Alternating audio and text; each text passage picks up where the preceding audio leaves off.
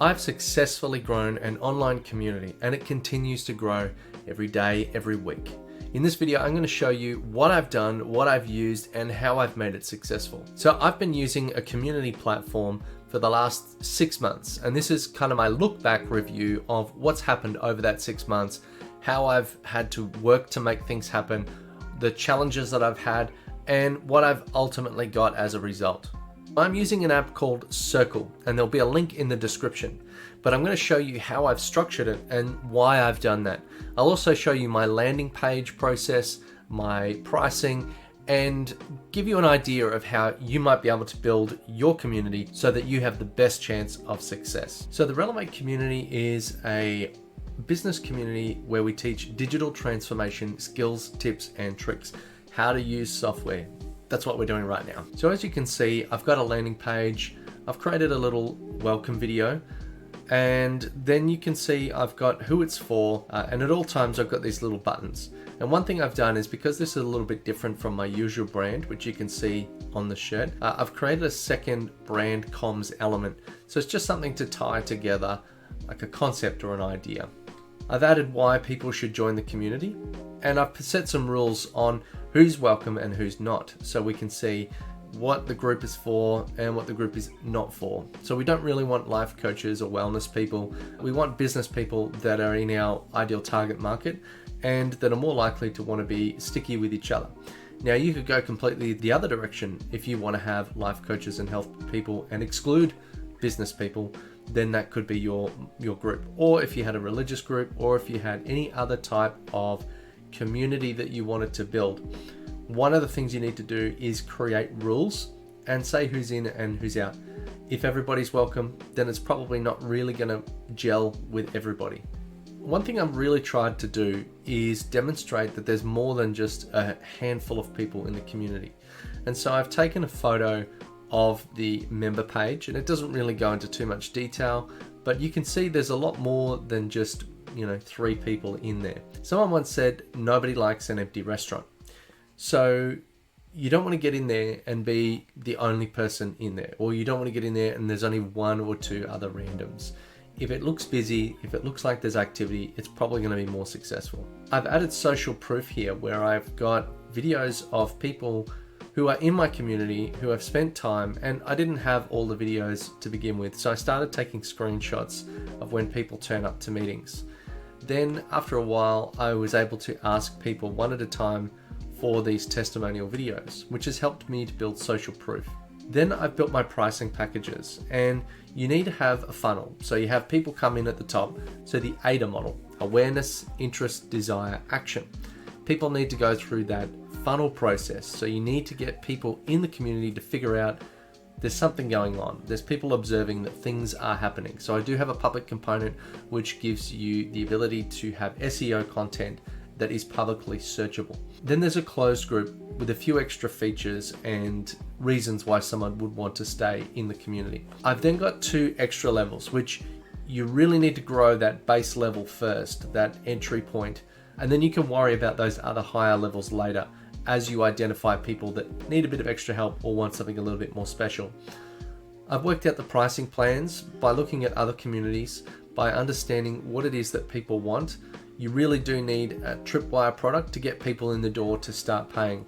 And you need an incentive or a time problem for someone to want to go from the free area into the paid area. Otherwise, they'll always just stick around in the free. So in the paid area, that's when you can start to create some exclusivity and provide additional value. But people need enough of that on the outside to see that there is value in the paid group to actually want to make the decision to get out their wallet.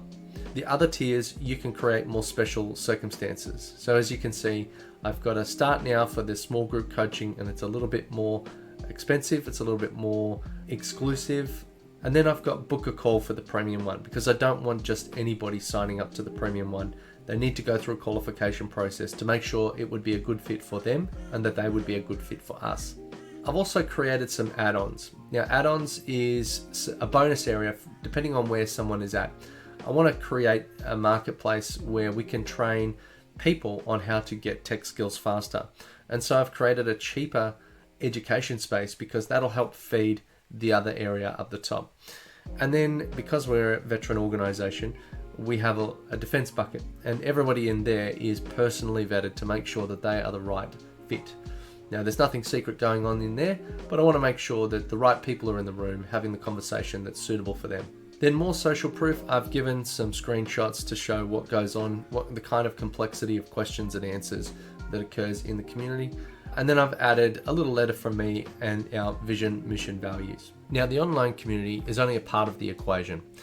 I've got regular weekly Zooms, and I've got some physicality that I've brought to it to make it real, because online and only online, you don't stand out. So I give my members a bag of coffee, which I've branded, and I've got some more details about joining the community so that they can either use it themselves or they can gift it to somebody else. But the point is, I've welcomed them in a physical way. Now when they go into their pantry to go and make a cup of coffee, they're reminded about the community that they're a part of. So instead of it being that one thing they turned up to once and then never looked at again, they actually have a physical reminder. And I have started giving out t-shirts to key people. I gave this one to one of our key members who wears it to the gym and talks about the community when he's there. I also have some flyers that I give out at networking events, and I talk to people regularly about the community. So it's not just online, it's not just Facebook ads, it's not just spamming people online or in LinkedIn. It's a real community that we are eager to grow. Each of those members are incentivized using an affiliate program to help bring other members into the community. And that helps us to grow and scale exponentially. In the 6 months, we've gone from 0 members to almost 180 members. Whilst most of those are free, we do have a strong paid community, which is continuing to grow. Now, into the online community itself, I've created a page at the start which welcomes people into the community and a video giving a little bit of a tour. I also send people personal welcome messages as soon as they join, which gives them links then to say what the community is about, how to create an introduction video, and getting connected and coming along to the meetings. I regularly create posts that encourage members to come along. I've also got a few key members that I've delegated to also create posts and help build the energy and the excitement within the community. One of the great things about Circle is that it automatically summarizes all of the posts that have gone out within the last week and creates a little summary email, which is great as like a weekly newsletter that you don't have to create yourself. I use the events page to regularly promote weekly events that people can come along to and build their connections with the other members in the community. I do also have a free course for anybody who is an Accelerator member. This just helps to bolster the value that people get as part of being one of the upper tier members. I have a Start Here section, which gives the rules and shows you a couple of other ideas around, what to do with member tags, what do they mean, or contributing to the community, inviting other people, etc. I have a Say Hello channel where people can be welcomed into the community and start to build those relationships with the other people. I do have one channel that only I can post in, and it's kind of like the newsletter. I can announce something and everybody will get an email, but no one else can post, comment, or like within that community. I also have a knowledge base. You could use the Start Here section or equivalent to create those FAQs, but I think it's good to have a few early FAQs that are clear and separate from the everyday large volume that you would have within a knowledge base.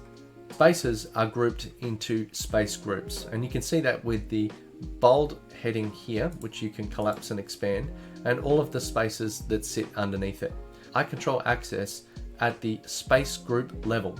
So if someone is entitled to a particular level of access, for example, up-level program members will get the free community, the accelerator community, and the up-level space. This helps me to modularly control the access of members as they come into the community. One of the best parts about this community is the analytics, and it allows you to see how well you're actually doing. I like this one in particular, which is member posts. Member posts are posts that are not created by an admin or a moderator. It allows you to gain a pulse of your community and see how well it's starting to grow of its own accord. You do also have the ability to add paywalls and affiliates so that you can also pay commission to your members when they sign or when they sign up a new customer on your behalf. Now, whilst this community looks very simple in its structure, that's actually one of its strengths. Adoption comes from a very simple user interface that makes it really easy for users to come in, figure out where to go and what to do. So the simpler that you can make it, the better. If you like what you've seen so far, don't forget to go into the description and click my free trial affiliate link. If you like this video and you found it useful, please click on the subscribe button, give us a like, and let us know what you thought in the comments. For more tips on growing and automating your business, check out this next video here.